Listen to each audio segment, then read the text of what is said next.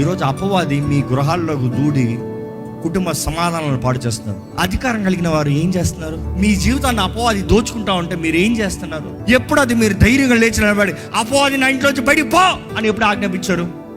అంత ధైర్యం లేదండి. అంటే దేవుణ్ణి అవమానపరుస్తున్నారండి. ఆయన అధికారం ఇస్తే మీరు ప్రార్థన చేయాలి. ఎవరో వచ్చి జంప్ స్టార్ట్లు చేస్తాం కాదు, కిక్ స్టార్ట్లు చేస్తాం కాదు, ఎవరో వెనకాల ఉండి తోస్తే కొంచెం గుడు అని వెళ్ళి మళ్ళీ ఆగుతాం కాదు. You need to keep running. అధికారం కలిగిన దేవుడు ఈరోజు మనకు తెలియజేస్తున్నాడు, నా నామంలో మీకు అధికారాన్ని ఇచ్చాడు. అధికారాన్ని వాడుతున్నారో లేదో మీ ఇష్టం. అధికారము వాడాలంటే అధికారానికి సమర్పించుకోవాలి, అధికారానికి లోబడాలి. లోబడితే మాత్రమే అధికారము చెల్లుతుంది. నీవు లోబడకుండా అధికారాన్ని చూపించలేవు. You have to submit. అందుకని దేవుడు వాక్యం చెప్తుంది, submit unto God, resist the devil, then he will flee from you. మీ దగ్గర నుండి పారిపోతాడు.